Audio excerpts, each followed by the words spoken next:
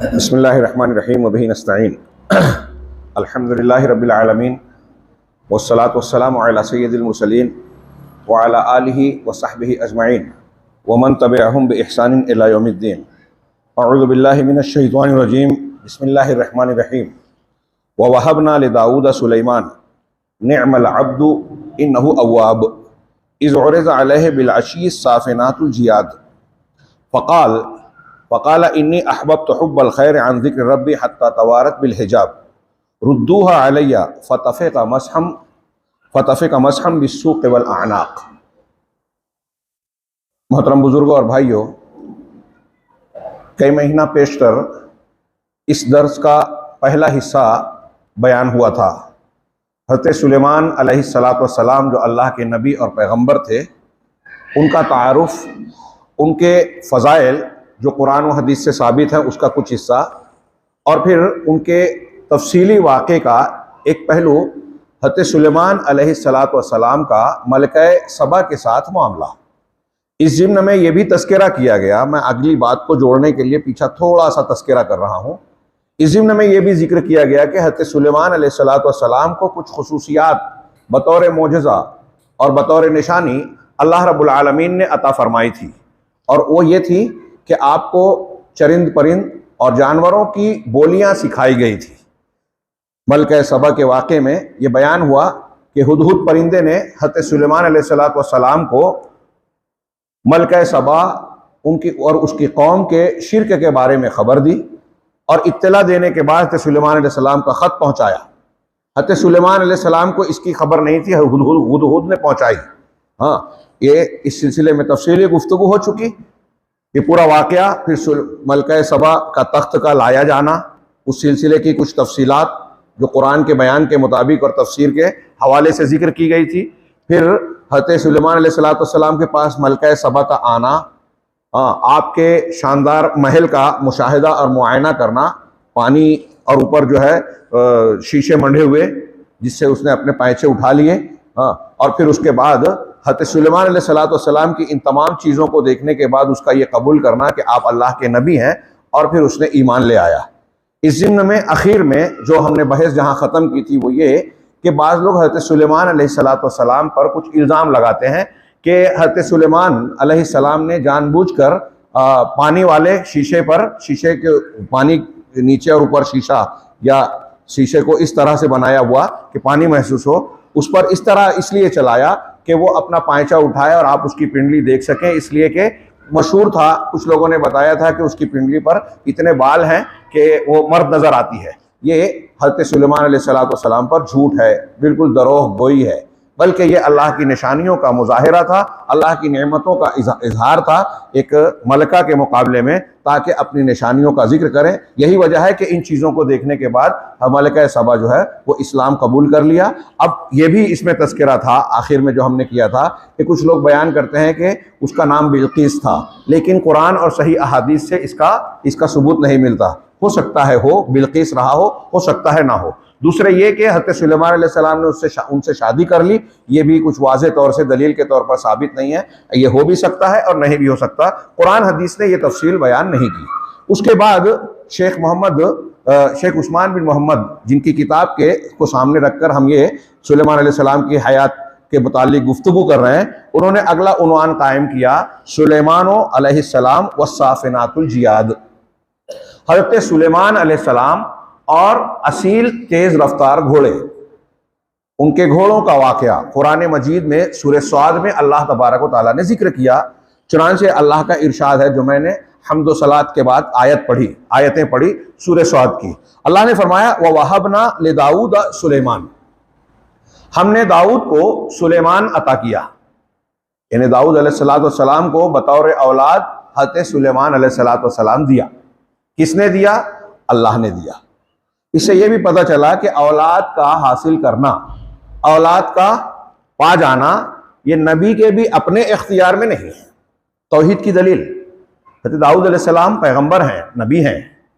हाँ, अब सोचिए, पैगंबर का दर्जा ये भी दिमाग में रहे कि कोई भी पैगंबर हो, उसके मुकाबले में दुनिया का कोई वली कोई हैसियत नहीं रखता दर्जे में। पैगंबर का और वली का कोई दर्जा नहीं। अहले इल्म ने बयान किया कि अगर कोई इंसान किसी वली को, किसी पीर को, शेख को पैगंबर के बराबर या उससे ऊंचा माने तो यह कुफ्र होगा।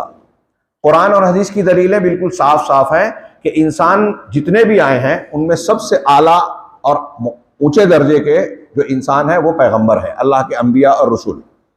तो हज़रत दाऊद अलैहिस्सलाम भी पैगंबर है। अल्लाह कह रहा है कि हमने सुलेमान की शक्ल में उन्हें औलाद अता की। इसका मतलब ये कि पैगंबरों को भी जो नेमतें मिलती है वो अल्लाह की दी हुई है, वो भी अल्लाह से मांगते हैं, दुआएं करते हैं, जैसा कि कुरान में है और इन वाक़यात में भी मौजूद है कि उन्होंने अल्लाह से दुआएं की। इसका मतलब ये कि इंसानों को भी चाहिए, आम लोगों को भी, कि अल्लाह से मांगे। पैगंबर जब खुद मांग रहे हैं इसका मतलब उनके अंदर भी मोहताजगी है, उनके अंदर भी फख्र है। अल्लाह रब्बुल आलमीन के सामने वो भी फकीर हैं, मोहताज हैं, वो भी अल्लाह से मांग रहे हैं। तो औलाद देना किसी पैगंबर के हाथ में कैसे हो सकता है? हाँ, नबी भी औलाद नहीं हासिल कर सकता। अब हज़रत दाऊद अलैहिस्सलाम को औलाद मिली, अल्लाह ने कहा हमने दिया। और कौन सी औलाद दी? सुलेमान अलैहिस्सलाम। ये सुलेमान अलैहिस्सलाम खुद भी पैगंबर बने, नबी बने और बादशाह भी थे। ये मलक नबी थे, मलिक नबी थे। हाँ, बादशाह पैगंबर थे, नबी थे। तो अल्लाह तबारक व तआला ही जिसको चाहता है नबूवत से भी सरफराज करता है। हम और आप आम औलाद भी हासिल नहीं कर सकते, अल्लाह देता है। औलाद के अंदर जो सलाहियतें हैं, ऊंचे दर्जा है, वो भी अल्लाह तबारक व तआला अता करता है। तो अल्लाह ने कहा कि हमने दाऊद को सुलेमान अता किया। नेमल अब्दु, वो कितना अच्छा बंदा है। अल्लाह कह रहा है हज़रत सुलेमान अलैहिस्सलाम की तारीफ करते हुए, एक इंसान के लिए इससे बढ़कर फ़ख्र की, फजीलत की बात क्या हो सकती है कि अल्लाह रब्बुल आलमीन उसकी तारीफ करे। ये पैगंबर हैं, नबी हैं, हज़रत सुलेमान के बारे में अल्लाह कह रहा है नेमल अब्दो, कितने अच्छे बंदे। अल्लाह ताला ने उन्हें बादशाहत दी, बहुत अजीमुशान, बेमिसाल बादशाहत, हाँ, जो किसी और को नहीं मिली जिनों और इंसानों में। उसके बावजूद वो नेमल अब्द के खिताब से नवाजे गए कि कितने अच्छे बंदे थे। ये अल्लाह रब्बुल आलमीन का एहसान व करम है बंदों पर कि उन सुलेमान अलैहिस्सलाम हो, हज़रत दाऊद अलैहिस्सलाम हो या कोई भी पैगंबर हो, उनका मकाम, मर्तबा, उनकी इज्जत, नेकियां, अच्छाइयां अल्लाह की तौफीक से ही है, अल्लाह की नवाजिश ही है। और फिर अल्लाह तारीफ भी कर रहा है, वही अता फरमा रहा है, वही तारीफ कर रहा है। ये उसका रहम करम और उसका इनाम है। चुनांचे अल्लाह ने फरमाया निअमल अब्दु, कितने अच्छे बंदे थे। इन्नहु अव्वाब, वो बहुत रुजू करने वाले। अव्वाब मुसलसल अल्लाह रब्बुल आलमीन, रज्जाउन इलल्लाह, बहुत ज्यादा रुजू करने वाले, अल्लाह की तरफ पलटने वाले थे। इज़ उरिज़ा अलैहि बिल अशी साफिनातुल जियाद। हज़रत सुलेमान अलैहिस्सलाम के बारे में अल्लाह ताला यहाँ कह रहा है कि जब उनके पास पिछले पहर, अशी का लफ्ज जो है आगे आ रहा है कि ये ज़वाले आफ्ताब यानी ज़ोहर की नमाज के बाद के वक्त से लेकर सूरज डूबने तक के वक्त को अशी कहते हैं अरबी ज़बान में, कि जब पिछले पहर उनके सामने असील तेज रफ्तार घोड़े पेश किए गए। इसकी आगे वजाहत आ रही है, घोड़े पेश किए गए। फ़क़ाल, तो उन्होंने कहा इन्नी अहबब्तु हुब्बल खैर अन ज़िक्र रब्बी हत्ता तवारत बिल हिजाब, कि मैंने इन घोड़ों से, खैर का लफ्ज इस्तेमाल किया, इन घोड़ों से की मोहब्बत को तरजीह दी, इनसे मोहब्बत की। यहाँ अहबब तो बमाना आतर तो है, मैंने इनको तरजीह दी अपने परवरदिगार के जिक्र के मुकाबले में। हाँ, आगे आ रहा है, कहते ये शाम का वक्त, असर का वक्त, या तो नमाज असर उनके यहाँ भी रही हो, हज़रत सुलेमान अलैहिस्सलाम वो नमाज असर छूट गई, या कुछ जिक्र खास करते रहे हो उस वक्त, वजीफा खास वो छूट गया हो। और जरूरी नहीं है कि वो फर्ज इबादत रही हो, कोई मुस्तहब इबादत रही हो। बहरहाल हज़रत सुलेमान अलैहिस्सलाम ने कहा कि मैंने हुब्बे खैर में यानी घोड़ों की मोहब्बत को अपने रब के जिक्र पर तरजीह दे दी। हत्ता तवारत बिल हिजाब, यहाँ तक के ये सूरज जो है वो छुप गया, गायब हो गया। ये इसका दो माना किया गया, अभी हम आगे पढ़ेंगे। रुद्दुहा अलैया, हज़रत सुलेमान अलैहिस्सलाम ने कहा कि इन घोड़ों को मुझ पर फिर से लौटाओ, फिर से पलटाओ। फतफ़िक़ा मसहम बिस्सूक़ वल अनाक़, चुनांचे हज़रत सुलेमान अलैहिस्सलाम ने घोड़ों को वापस बुलाकर, जो दौड़ते भागते गायब हो गए थे, एक तर्जुमा यह भी किया गया है कि सूरज की बजाय घोड़े गायब हो गए थे, ओझल हो गए थे, उनको वापस बुलाया। और पहले तर्जुमे के हिसाब से सूरज वाला जो माना किया कि उनको, उनकी गर्दनों को और उनकी पिंडलियों को तलवार से मारने लगे, यानी उनको ज़बह कर दिया, कत्ल कर दिया। हाँ, ये एक माना। एक माना यह किया कि जब घोड़ों को हजरत सुलेमान अलैहिस्सलाम ने देखा तो उनको कहा कि तेजी से इनको मेरे सामने दौड़ाया जाए। वो दौड़कर आंखों से ओझल हो गए। अब हजरत सुलेमान अलैहिस्सलाम ने वापस कहा कि घोड़ों को लौटाओ। हाँ, और यहां जो माना किया कि मैंने घोड़ों की मोहब्बत को अपने रब की जिक्र पर तरजीह दे दी, उसका माना ऐसा करें कि इन्नी अहबब्तु हुब्बल खैर अन का माना ले अजले या मिन के से करते हुए यह तर्जुमा होगा कि मैंने इन घोड़ों से मोहब्बत जो की है अपने रब की मोहब्बत की वजह से की है। हाँ, अपने रब के मोहब्बत की वजह से इन घोड़ों से मोहब्बत क्यों? इसलिए कि ये घोड़े जिहाद के लिए तैयार किए गए थे और अल्लाह के रास्ते में इन घोड़ों का इस्तेमाल हो रहा है, इसलिए अल्लाह की मोहब्बत की वजह से मैं इन घोड़ों से मोहब्बत कर रहा हूं। अब घोड़े दौड़कर गए, आंखों से ओझल हो गए, हत्ता तवारत बिल हिजाब, यहां तक कि वो गायब हो गए, छुप गए, पर्दे में चले गए, दूर हो गए, आंखों से ओझल हो गए। तो हज़रत सुलेमान ने कहा रुद्दू अलैया, उन घोड़ों को वापस लौटाओ। फतफ़िक़ा मसहम बिस्सुक़ वल अनाक़, तो फिर उन घोड़ों के गर्दन पर और पैरों पर जो है शफकत से मोहब्बत से हाथ फेरने लगे। ये दो माना मैंने बयान किया। शेख कह रहे हैं कि अल्लाह तबारक व तआला उस किस्से के बारे में बयान कर रहा है कुरान मजीद में। इन आयतों में हज़रत सुलेमान अलैहिस्सलाम का वो किस्सा बयान कर रहा है जो उनके साथ पेश आया, और वो क्या था? इज़ उरिज़ अलैह, जब उन पर पेश हुआ, यानी हज़रत सुलेमान अलैहिस्सलाम के सामने पेश किया गया। सुलेमान अलैहिस्सलाम बादशाह हैं। वल अशी, और अशी का लफ्ज़ शाम का पिछले पहर का माना तो कहा मिन ज़वालिश शम्स इला गुरूबिहा, सूरज के जवाल से लेकर डूबने तक के टाइम को अशी कहा जाता है। युकाल कहा जाता है कि ज़ुहर की नमाज और असर की नमाज, हाँ, ये दोनों सलाता अल अशी है, यानी अशी के वक्त की नमाजें हैं दोनों, ज़ुहर और असर दोनों सूरज ढलने से डूबने के दरमियान में दोनों वक्त पेश आता है। आगे लफ्ज़ जो कुरान में अस्साफ़िनातुल जियाद, साफिन का जो लफ्ज़ है उसकी जमा है साफिनात। हाँ, तो साफिन मिनल जियाद, ये वो घोड़ा है जो तीन पैरों पे खड़ा होता है और एक पैर को उठाए रखता है। हाँ, ये अपनी एक खुर को उठाए रखता है, गोया वो अपनी तैयारी और अपने अच्छेपन में माना जाता है। ये जो इस तरह से खड़ा होना घोड़ों का तरीका है, घोड़े वालों को पसंद आता है, और इसमें एक किस्म का इजहार ताकत का इजहार और तकब्बुर का इजहार है। हाँ, कि भाई ये अच्छे घोड़े हैं। चुनांचे अल्लाह तबारक व तआला सुलेमान अलैहिस्सलाम के घोड़ों के बारे में ये बता रहा है कि ये घोड़े साफिनात और जियाद थे, यानी बहुत उम्दा असील घोड़े थे और तेज रफ्तार, तेजी से दौड़ने वाले आला किस्म के घोड़े थे। चुनांचे अल्लाह ने फरमाया आगे कि सुलेमान अलैहिस्सलाम ने कहा इन्नी अहबब्तु हुब्बल खैर, हाँ, अल खैर, कि मैंने खैर की मोहब्बत को इख्तियार किया, खैर की मोहब्बत को तरजीह दी, दोनों तर्जुमे के हिसाब से।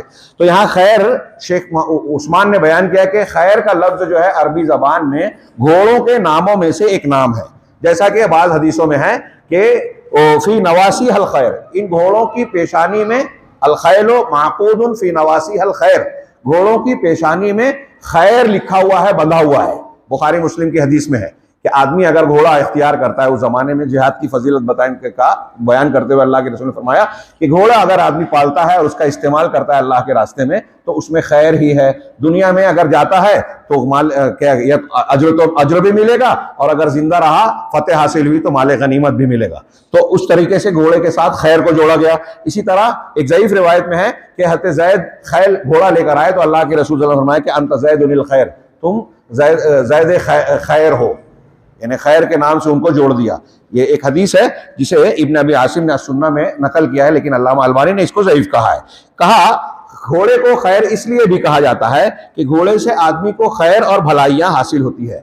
घोड़ा पालने की, अल्लाह के रास्ते में अगर सही नीयत से पाला जाए तो उसकी बड़ी फजीलत बयान हुई है हदीसों में। अल्लाह तबारक व तआला ने घोड़े को अल खैर इसलिए कहा कि खैर इसके जरिए से हासिल होता है।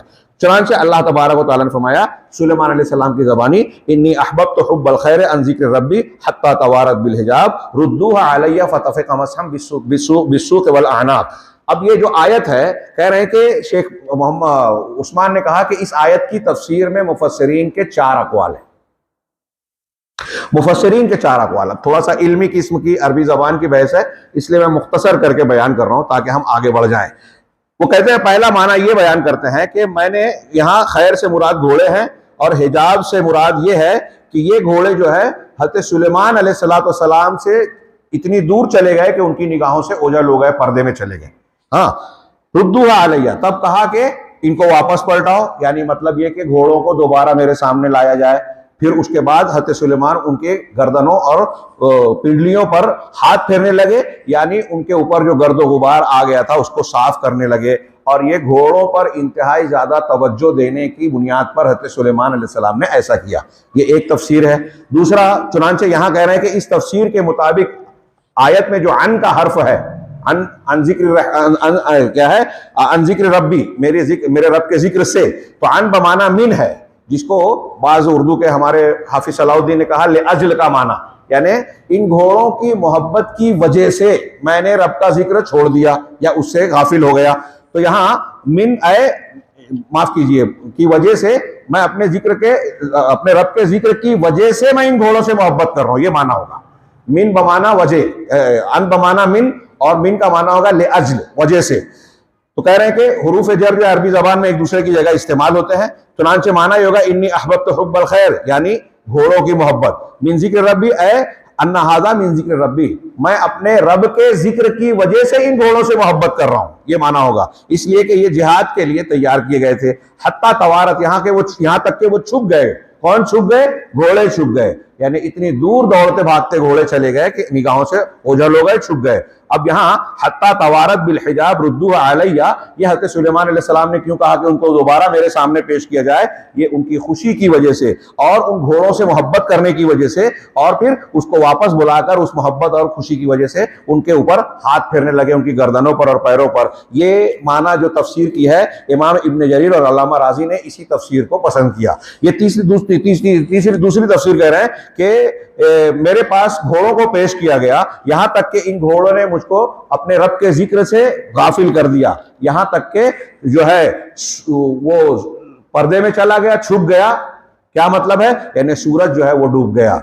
तो हज़रत सुलेमान ने अलैहिस्सलाम ने ये कहा रुद्दु शम्सा अलैया, कि सूरज को मेरे ऊपर वापस पलटाओ, यहां तक कि मैं नमाज को उसके असली वक्त में पढ़ लूं। चुनांचे फिर उसके बाद गर्दनों पर और पिंडलियों पर हाथ फेरने लगे, यानी घोड़ों को कत्ल करने लगे।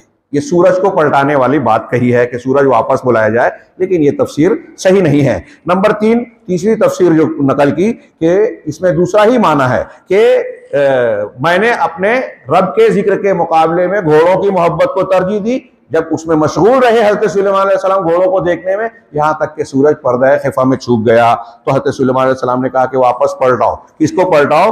घोड़ों को, अलखैल वलैस शम्स, यानी घोड़ों को वापस पलटाओ, सूरज को नहीं। चुनांचे उसके बाद घोड़ों पर हाथ फेरने लगे, उसकी गर्दनों और पिंडलियों पर, यानी घोड़ों को कत्ल करने लगे। ये पहली और तीसरी तफसीर ज्यादातर मुफस्सिरीन ने कबूल की है। चौथी भी एक यही है कि हज़रत सुलेमान अलैहिस्सलाम ने सूरज को वापस पलटाने की बात कही, लेकिन शेख ने खुद कहा कि यह बहुत बईद बात है। हाँ, इसी तरीके से सूरज को वापस लौटाने की बात और फिर दोबारा फिर से वक्त को पलटाने वाली बात जो है, ये बईद क़ियास है और ये तफसीर काबिल कबूल नहीं है। शेख ने कहा कि पहला कौल जो है, जिसको हमने कहा कि अल्लामा इब्न जरीर और इमाम राजी वगैरह ने इसको कबूल किया है, ये इस माना में यह है कि हज़रत सुलेमान अलैहिस्सलाम घोड़ों के सिलसिले में जब मशगूल हो गए, हाँ, तो उनकी नमाज या कोई चीज़ जो चीज़ें वो करते थे, वह अन्नहु माँ, और वो ये है घोड़ों की, अल्लाह की मोहब्बत की वजह से घोड़ों से मोहब्बत करते हैं। इस तफसीर को इब्न जरीर ने और अल्लामा राजी ने तरजीह दी। क्यों? इसलिए कि नमाज या कोई भी चीज कभी उन्होंने नहीं छोड़ी। जब घोड़े उन पर पेश किए गए और वो छुप गए, यानी घोड़े छुप गए, आंखों से ओझल हो जाए, तो फिर इसका कोई इश्काल नहीं रह जाता कि रहमान के, मेरे रब के जिक्र से का मतलब क्या होगा। यानी इसका मतलब यह होगा कि रहमान रब के जिक्र की वजह से मैं इन घोड़ों से मोहब्बत करता हूं। चुनांचे इस बात की, इस तफसीर के सही होने पर वो कई दलीलें देते हैं। एक तो ये कि आयत में घोड़े मज़कूर हैं, सूरज का जिक्र ही नहीं है। मैं अपने अल्फाज में शॉर्ट कर दे रहा हूं, हाँ, उनके जुमले बयान करूंगा तो जरा लंबा होगा, लिहाजा जब सूरज का जिक्र ही नहीं है तो यहाँ सूरज के छुप जाने का मफहूम करना सही नहीं है, इब्न जरीर कहते हैं। दूसरा ये कि अंबियाए कराम से ये बात उनके लिए रवा और मुनासिब नजर नहीं आती कि वो नमाज को पीछे कर देंगे दुनिया में मशगूल होकर, या घोड़ों को देखने के चक्कर में इतना गाफिल हो जाएंगे कि वाजिबात को अदा नहीं करेंगे। एक नबी से ये नहीं हो सकता। ग़ज़वा खंदक के वक्त अल्लाह के नबी सल्लल्लाहु अलैहि वसल्लम की असर की नमाज जो है वो मुअख्खर हो गई थी, तो आपने मुशरिकीन को बद्दुआ दी कि अल्लाह रब्बुल आलमीन इनकी कब्रों को आग से भर देवे, इन्होंने सलाते वुस्ता से हमको गाफिल कर दिया। तो ये जंग की हालत थी। हाँ, कोई नबी ऐसा नहीं कर सकता, वो एक मजबूरी की हालत थी। तो ये दूसरी बात कह रहे हैं। तीसरी बात ये कि जमीर जो है अक़रब मज़कूर की तरफ लौटती है, और यहाँ अक़रब मज़कूर जो है वो घोड़े ही हैं। लिहाजा हज़रत सुलेमान अलैहिस्सलाम का ये कहना कि यहाँ तक कि वो हिजाब में छुप गए, तो मतलब घोड़े हिजाब में छुप गए। हाँ, और उन्हीं को वापस लौटाने की बात की। चौथी बात ये कि जब अगर नमाज छूटी होती हज़रत सुलेमान अलैहिस्सलाम की, तो घोड़ों को सजा क्यों देते?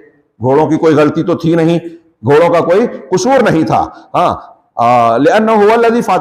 क्योंकि नमाज अगर छूटती तो हज़रत सुलेमान अलैहिस्सलाम की छूटती, और इस बात पर हज़रत सुलेमान अलैहिस्सलाम को अल्लाह से रुजू करना और तौबा करना चाहिए, ना कि घोड़ों को कत्ल करना चाहिए। पांचवी बात यह कि हज़रत सुलेमान अलैहिस्सलाम का उनके ऊपर हाथ फेरना गर्दनों और पिंडियों पर, यह उनके शरफ की वजह से, उनकी इज्जत की वजह से, मोहब्बत की वजह से था।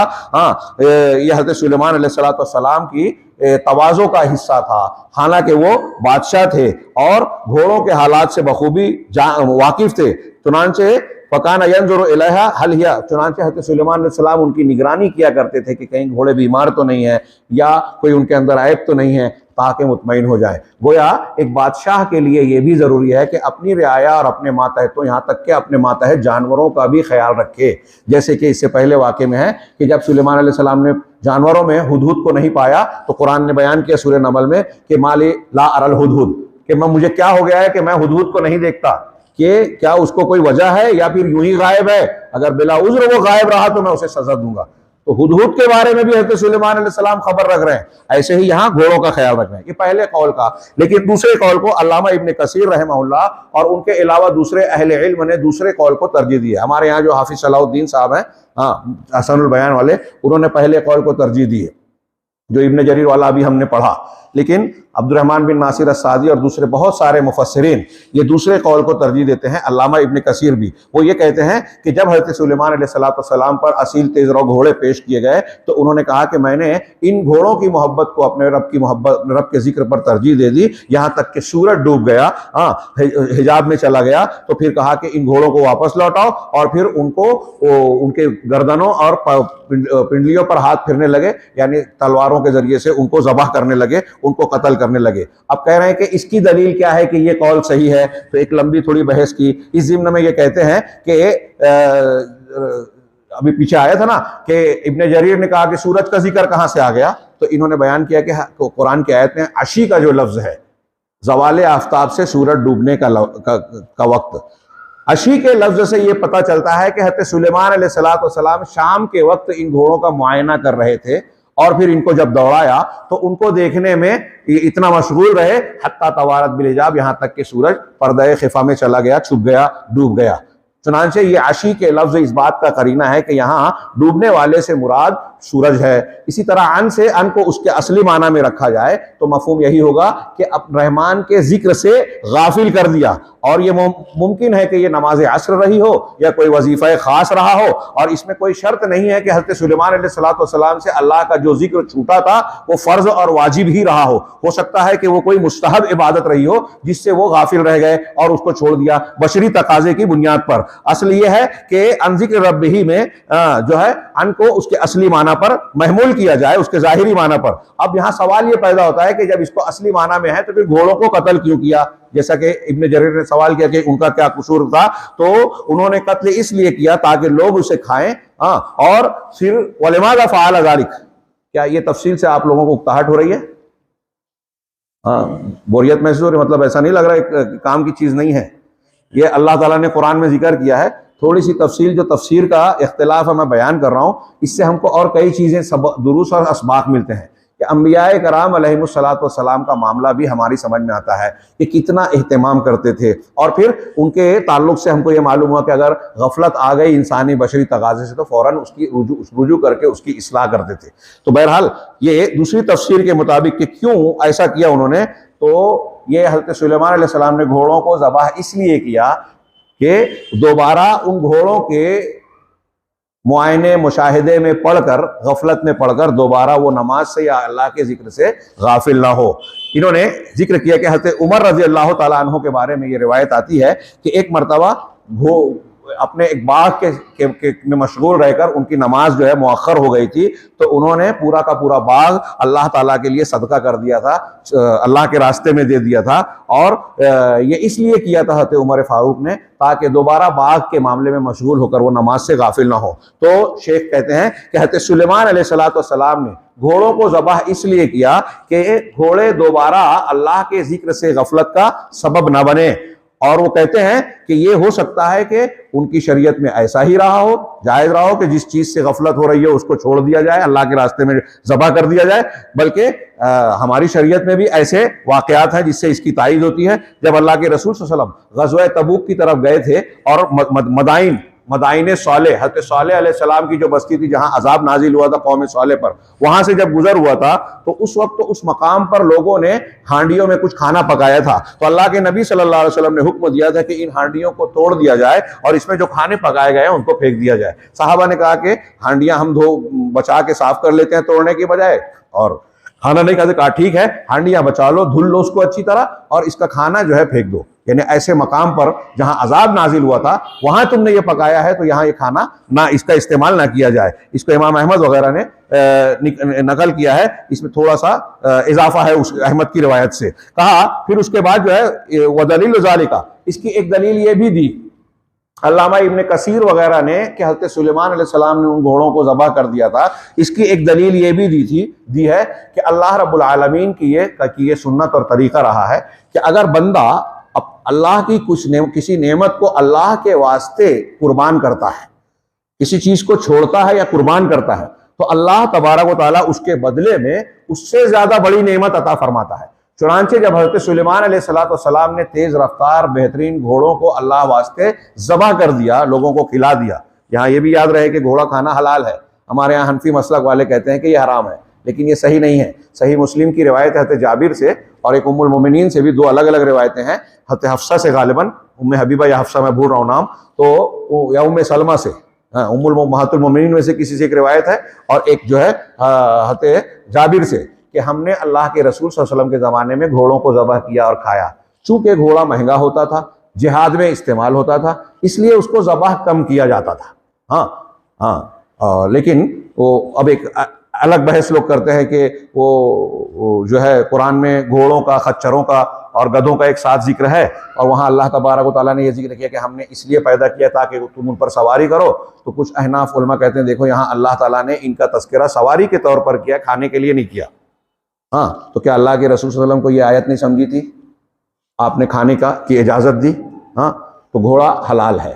एक गैर मुस्लिम ने, एक हिंदू ने मुझसे एक मरतबा एक प्रोग्राम के बाद, अकोला में प्रोग्राम हुआ था, सवाल किया और कहा कि मैंने बहुत सारे उलमा से एक सवाल किया है, 2-4 सवाल करता हूँ, जवाब नहीं दे पाते। तो दिल में मुझे भी डर हुआ कि जब बहुत सारे उलमा नहीं दे पाए तो ये क्या, तो कहा मैं आपसे भी पूछूं? कहा पूछिए, अगर मालूम होगा तो जवाब दूंगा, और नहीं होगा अभी मालूम तो बाद में दूंगा, लेकिन आपको दूंगा जरूर, ये मैंने दिल में ठान लिया। और उनसे कहा भी।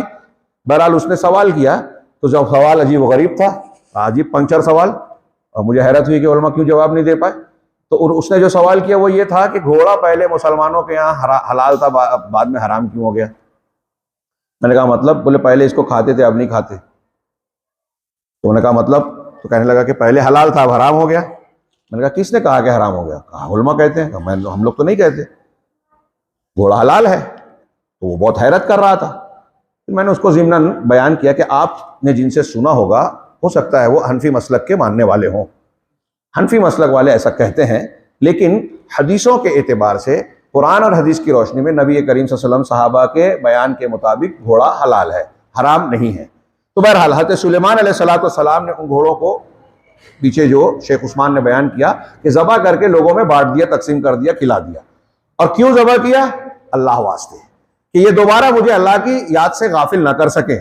और उसकी दलील देते हुए, इस माना को सही करार देते हुए अल्लामा इब्न कसीर और मुवाफ़िक़ीन मुफस्सिरीन ये कहते हैं कि अल्लाह ताला का ये तरीका है कि जब कोई अल्लाह के रास्ते में किसी चीज़ को छोड़ता या कुर्बान करता है तो उससे बेहतर बदला अल्लाह अता फरमाता है। चुनांचे हज़रत सुलेमान ने जब इन घोड़ों को अल्लाह वास्ते ज़बह कर दिया, कत्ल का काट दिया, तो अल्लाह ने उसके बाद हज़रत सुलेमान अलैहिस्सलाम को हवाओं पर इख्तियार और काबू अता फरमाया। हवाओं को आपके लिए मुसख्खर कर दिया कि हवा पर आपका हुक्म चलता था। चुनांचे आगे की आयतों में सूरह स्वाद में ही अल्लाह ने फरमाया, दूसरे मकामात पर भी है, फसख्खरना लहु रिहा तजरी बिअम्रिही रुखाअन हैसु असाब, कि हज़रत सुलेमान अलैहिस्सलाम को हैरत अंगेज मौजज़ा अल्लाह तबारक व तआला ने दिया कि हमने उनके लिए हवा को मुसख्खर कर दिया जो उन्हें लेकर नरमी के साथ वहां तक पहुंचा देती जहां वो चाहते। हज़रत सुलेमान अलैहिस्सलाम को जहां जाना होता हवा को हुक्म देते, वो हवा आपको लेकर उस मकाम तक जो है पहुंचा देती नरमी के साथ। बाद रिवायतों बाद आयतों में तेज व तुंद है, तो इसका जवाब देते हैं कि हवा फी नफ्स ही तेज व तुंद होती है, लेकिन हज़रत सुलेमान अलैहिस्सलाम को नरमी से लेकर चलती थी। और दूसरा माना यह भी है कि हज़रत सुलेमान अलैहिस्सलाम को अगर जल्दी होती, तेज कहते तो हवा तेजी से चलती, आहिस्ता कहते तो नरमी से चलती। अल्लाह तबारक व तआला ने उनको ये इख्तियार दिया था और हवाओं पर काबू दिया था। अब यहाँ ये भी वाज़ेह रहे कि यह हज़रत सुलेमान अलैहिस्सलाम का मोजज़ा है, लेकिन यह मोजज़ा क्या उनकी अपनी ताकत का है? नौजवानों से मैं सवाल कर रहा हूँ, ये अल्लाह की तरफ से है। ये बात हिंदुस्तान पाकिस्तान में बहुत सारे लोग नहीं समझते और इसी की बुनियाद पर बुजुर्गों और औलिया सालिहीन अंबिया के मोजज़ात और करामत के हवाले से ऐसा समझने लगते हैं कि उनके अंदर अल्लाह की कुछ खुसूसियात हैं। वो करामत का मुजाहिरा कर रहे हैं, फलां ने ये करामत दिखाई, तो दिमाग में ये बिठाया गया कि जब वो ये करामत कर रहे हैं जो आम इंसान नहीं कर सकते, वो उनके हाथ से हुआ, इसका मतलब ये कि वो कुछ भी कर सकते हैं। तो उनसे औलाद मांगी जाए, उनसे जो है मुश्किल कुशाई मांगी जाए, बीमार है तो उनसे शिफा मांगी जाए, परेशानी है तो उनसे जो है परेशानी का से निकलने का रास्ता मांगा जाए, हाँ, जो जरूरत है उनसे तलब कर ली जाए, ऐसा तासुर दिया जाता है। ये गलत अकीदा मोजज़ा और करामत के ताल्लुक से गलत अकीदे की बुनियाद पर पैदा होता है। मैं ये बार बार कहता हूँ, कल मालेगांव में हमारा दर्स चल रहा है कश्फ शुबहात का, उसमें भी मैंने ये वजाहत की कि मोजज़ा और करामत नबी और औलिया के अपने इख्तियार में नहीं होता, अल्लाह की मशीयत से बंधा होता है। नबी और वली को भी ये मालूम नहीं है कि वली को भी ये मालूम नहीं होता कि ऐसा होने वाला है मेरे हाथों, मेरे जरिए से। ये अल्लाह के हुक्म से होता है और अल्लाह की ताकत से होता है। अगर किसी वली के हाथों पर किसी करामत का मुजाहरा भी हुआ तो इसका यह मतलब नहीं है कि उस आदमी के अंदर यह ताकत और कुव्वत है। हज़रत ईसा अलैहिस्सलाम मुर्दे को जिंदा करने वाला मौजज़ा आपको मिला था। वो क्या कहते थे? कुरान ने नकल किया, कुम बिइज़्निल्लाह, अल्लाह के इज़्न से, अल्लाह के हुक्म से खड़े हो जाओ, मेरे हुक्म से नहीं। अब देखिए कि मैं जो बात बताना चाह रहा हूं वो इतनी हद तक हिंदुस्तान पाकिस्तान में है कि बाज बरेलवी हजरात, कबर परस्त हजरात ने अपने बुजुर्गों के बारे में, शेख अब्दुल कादिर जिलानी और दूसरों के बारे में ऐसे वाकयात लिखे कि देखो वो बुजुर्ग कहते थे कि हज़रत ईसा तो ये कहते थे कि अल्लाह के हुक्म से उठो, मैं कह रहा हूं मेरे हुक्म से उठो, उम्बे इज़्नी, मेरे हुक्म से उठो। इन्ना लिल्लाहि व इन्ना इलैहि राजिऊन। अल्लाह रब्बुल आलमीन कुरान में है कि अंबियाए कराम से मुशरिकीन जब जो है मोजज़ात का मुतालबा करते थे, खुद अल्लाह के रसूल ने कहा कि मोजज़ा मेरे हाथ में नहीं है, मैं पैगंबर हूं अल्लाह का, वही करता हूं जो अल्लाह की तरफ से वही की गई है।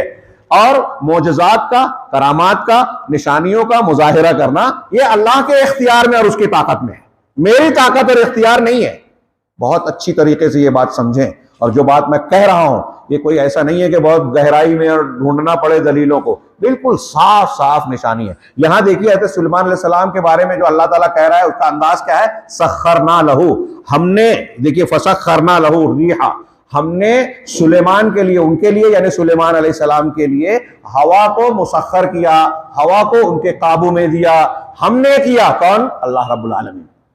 हज़रत सुलेमान अलैहिस्सलाम की खुद की ताकत नहीं थी, ये मोजज़ा था जो अल्लाह रब्बुल आलमीन ने हज़रत सुलेमान अलैहिस्सलाम को अता किया। तो मालूम ये हुआ कि असल ताकत, कुव्वत, इख्तियार, कुदरत अल्लाह की है। हाँ, मोजज़ात और खर्क़े आदत चीज़, मामूल के खिलाफ कोई चीज़ का मुजाहिरा करना किसी पैगंबर, किसी इंसान के हाथ में, इख्तियार में नहीं है। चुनांचे अल्लाह ने यहाँ फरमाया फलम्मा तरकल खैला, ये हवाओं का तज़किरा और इसकी तफसील आगे के बयान में आएगी जो शायद अगले दर्स में जाएगी। हज़रत सुलेमान अलैहिस्सलाम को जीनों पर जो काबू दिया गया था, हवाओं को जो मुसख्खर किया गया था, इसका तज़किरा शेख ने आगे अलग से उन्वान कायम करके किया है, वहां हम बहस करेंगे, उसकी थोड़ी तफसील बयान करेंगे। चुनांचे हज़रत उस्मान, शेख उस्मान कह रहे हैं फलम्मा तरकल खैल लिल्लाह, जब हज़रत सुलेमान अलैहिस्सलाम ने घोड़ों को अल्लाह जल्ल व अला के लिए छोड़ा, उनको कत्ल कर दिया, अव्वज़हुल्लाहु बिर्रीह, तो अल्लाह ने उन घोड़ों के बदले में हज़रत सुलेमान अलैहिस्सलाम को हवा की ताकत अता फरमाई कि वो हवा के दोष पर सवार होकर जहां चाहते चले जाते। हाँ, आगे हम पढ़ेंगे कि ये हवा उनको इतनी तेज रफ्तारी से कहीं भी पहुंचाती कि सुबह में जब सुलेमान अलैहिस्सलाम हवा पे सवार होकर कहीं जाना होता जाते तो इतनी रफ्तार से चलती कि सुबह का चलना 1 महीने की मसाफत, उस वक्त तो जो 1 महीने में कोई आदमी सफर करता था, 1 महीने की मसाफत सुबह के वक्त में तय कर लेते, 1 महीने की मसाफत शाम के वक्त में तय कर लेते। अल्लाह तबारक व तआला ने यह मौजज़ा दिया। तो ये क्यों अता किया? ये कह रहे हैं कि जब हज़रत सुलेमान अलैहिस्सलाम ने घोड़ों को अल्लाह के लिए ज़बह किया तो अल्लाह ने ये उनको बदला दिया। वर्रीहु अक़वा मिनल खैल व असरा, शेख कह रहे हैं कि ये हवा जो है ये घोड़ों से ज्यादा ताकतवर और घोड़ों से ज्यादा तेज रफ्तार है।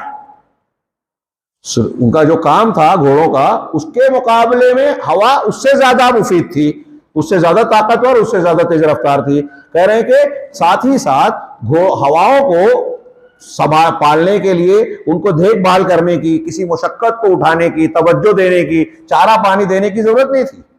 घोड़ों को जब पालता है आदमी तो उनकी देखभाल करना पड़ती है, बीमार है तो इलाज करना पड़ता है, खाने के लिए चारों का इंतजाम करना पड़ता है, हाँ, इसी तरीके से उनकी निगरानी करना पड़ती है, जीन और क्या कहते हैं लगाम और ये सब चीजें लगाना पड़ती है। लेकिन हज़रत सुलेमान अलैहिस्सलाम को जब अल्लाह ताला ने हवाओं पर इख्तियार दे दिया तो उसको पालने के लिए, चारा देने के लिए, पिलाने के लिए, कुछ संभालने और देखभाल करने के लिए कोई चीज़ की मुशक्कत की हज़रत सुलेमान अलैहिस्सलाम को ज़रूरत नहीं थी। तो ये उससे ज़्यादा आसान और बड़ी नेमत दे दी और ना ही कोई दूसरी मुशक्कत थी इसमें। चुनांचे अल्लाह तबारक व तआला ने ज़्यादा बेहतर एवज और बदला दे दिया हज़रत सुलेमान अलैहिस्सलाम को जब उन्होंने घोड़ों को छोड़ा अल्लाह वास्ते। चुनांचे मकसूद ये है, शेख आगे इतनी बहस करने के बाद कह रहे हैं कि ये जो पहला कौल अल्लामा इब्न जरीर का और दूसरा कौल अल्लामा इब्न कसीर का पसंदीदा है और दोनों तरफ और भी उलमा है, तो कहा कि मकसद यह है कि दोनों अम्र का, दोनों बातों का एहतिमाल है। ये भी मुमकिन है कि हत्ता तवारत बिल हिजाब से मुराद ये हो कि सूरज छुप गया हो, डूब गया हो, और यह भी मुमकिन है हत्ता तवारत बिल हिजाब से मुराद ये है कि घोड़े जो है नजरों से ओझल हो गए हों। इल्म अल्लाह के पास है। दोनों माना हो सकते हैं, शेख ने कहा, और यहां इस बहस को खत्म किया। अगला एक और तस्करा कर दे में इख्तिसार के साथ, अल कलाम अला फितनत सुलेमान।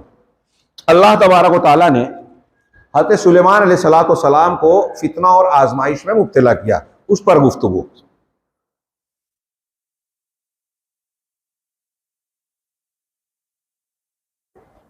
अल्लाह अज़्ज़ व जल का, अल्लाह तबारक व तआला का इरशाद है सूरह स्वाद में, अल्लाह फरमाता है वलक़द फ़तन्ना सुलैमान व अलक़ैना अला कुर्सिय्यिही जसदन सुम्मा अनाब, कि हमने सुलेमान अलैहिस्सलाम को फितने में यानी आजमाइश में मुब्तला किया, हाँ, और हमने उनकी कुर्सी पर एक जिस्म, एक धड़ डाल दिया, हाँ, सुम्मा अनाब, फिर सुलेमान अलैहिस्सलाम अल्लाह की तरफ पलटे। फितने में मुब्तला होने के बाद अल्लाह की तरफ रुजू किया, तौबा की, है ना। ये सूरह साद की आयत है।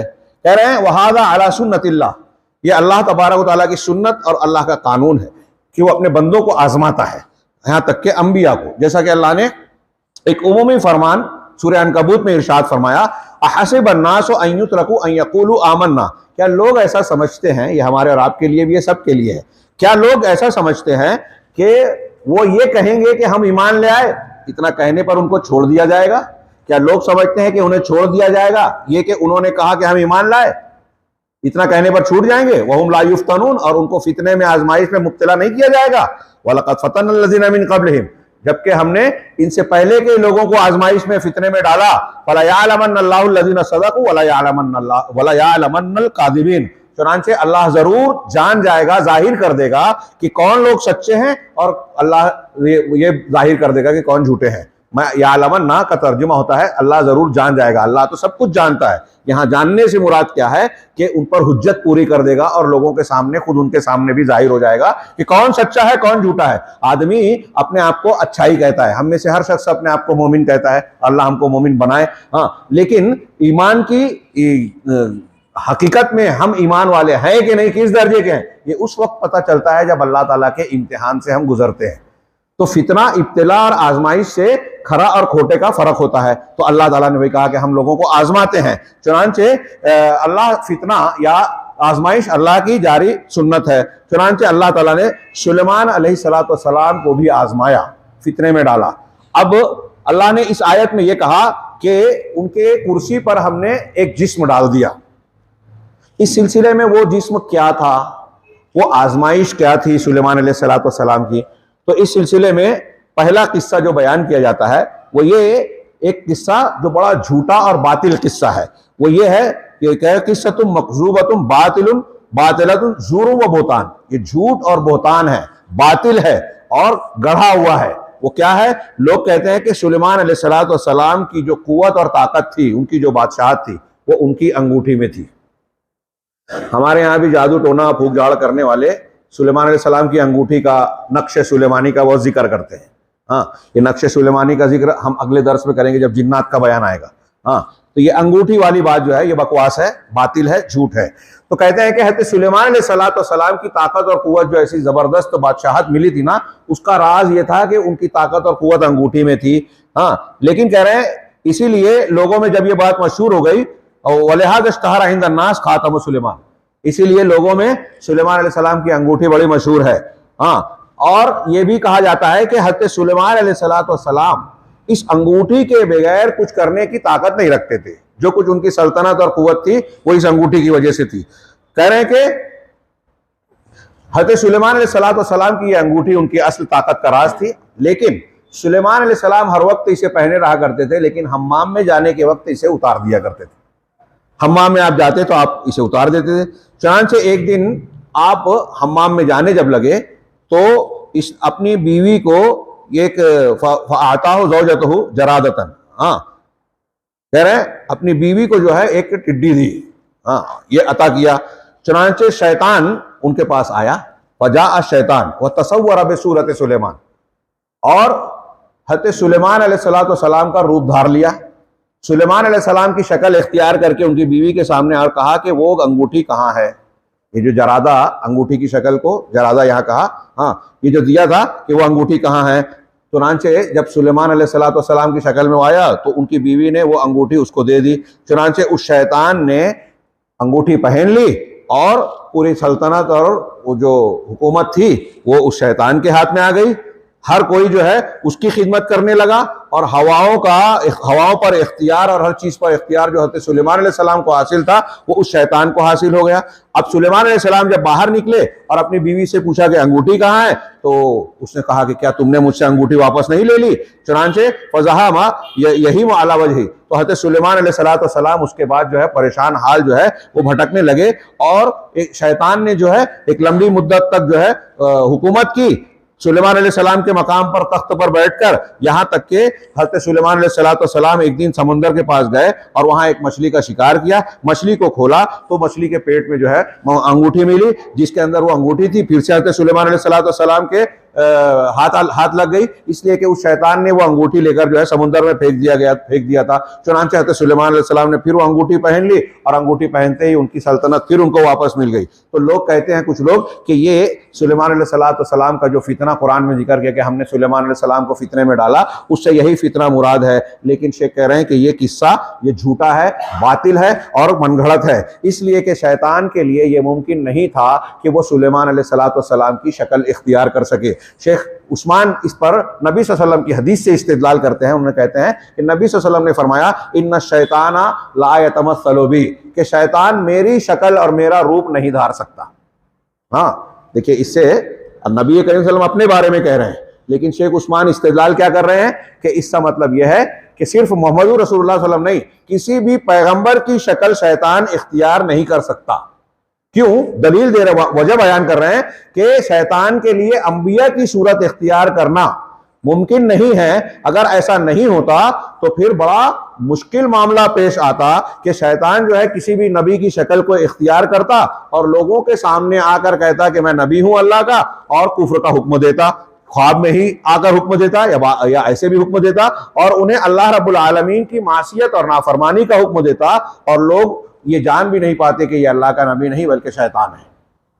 लिहाजा अल्लाह ताला ने शैतान को ये क़ुव्वत नहीं दी कि वो अंबिया की शक्ल इख्तियार, मैंने जैसा कि कहा कि हदीस में नबी सल्लल्लाहु अलैहि वसल्लम अपने बारे में कह रहे हैं कि शैतान मेरी शक्ल इख्तियार नहीं कर सकता, और डॉक्टर उस्मान ने इस पर इस्तिदलाल किया कि शैतान किसी भी नबी की शक्ल इख्तियार नहीं कर सकता, और जो उन्होंने आगे वजह बयान की उसमें बहुत वजन नजर आता है। चुनांचे ये वाकया इसका रद्द किया। हाँ, ये झूठा वाकया है। यहाँ मैं आपको रोक के बयान करना चाहता हूँ कि ये जो तफसील है अंगूठी की, कि अंगूठी सुलेमान अलैहिस्सलाम की शैतान ने हासिल कर ली और इसी तरीके से उसको सल्तनत मिल गई, ये तफसील तो यकीनन झूठी है। लेकिन कुछ मुफस्सिरीन ने, जैसे शेख अब्दुर्रहमान बिन नासिर अस्सादी का ये कहना है कि सुलेमान अलैहिस्सलाम को हमने फितने में डाला, तो ये जो फितने और आजमाइश का वक्त था, उस फितने और आजमाइश के वक्त में हज़रत सुलेमान अलैहिस्सलाम के ये इख्तियारात छूट गए और शैतान ने उनकी हुकूमत या कुछ कामों को संभाल लिया, उनकी कुर्सी पर वो बैठ गया।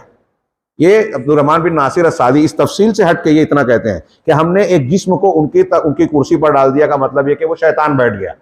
ये जितने मुद्दत फितने की थी उतनी मुद्दत गोया उसको ये हासिल हुआ। ये माना बाज़ मुफस्सिरीन ने किया है, लेकिन ये तफसील तो यकीनन गलत है, झूठी है और दरोग गोई है।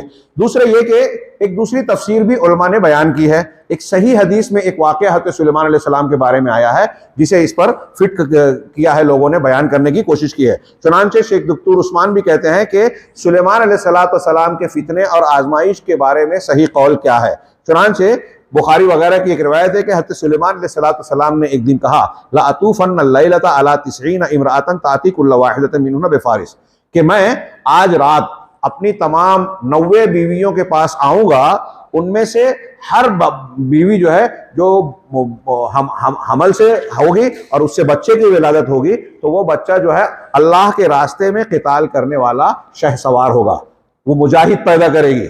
मैं अपनी तमाम 90, बाद रिवायतों में 70, बाद में 90 का जिक्र है, बीवियों के पास आऊँगा। हाँ, यानी अपनी बीवियों के पास मैं गर्दिश करूंगा आज रात में, उनके साथ जिस्मानी ताल्लुक कायम करूंगा, तो ऐसा मामला होगा। तो अल्लाह के रसूल सल्लल्लाहु अलैहि वसल्लम का इरशाद है कि हज़रत सुलेमान अलैहिस्सलाम ने जब ये बात कही तो इंशा अल्लाह नहीं कहा। आज रात मैं तमाम 90 बीवियों के पास जाऊंगा, 70 या 90, हर एक से जो है जो बच्चा पैदा होगा उसको मुजाहिद बनाऊंगा।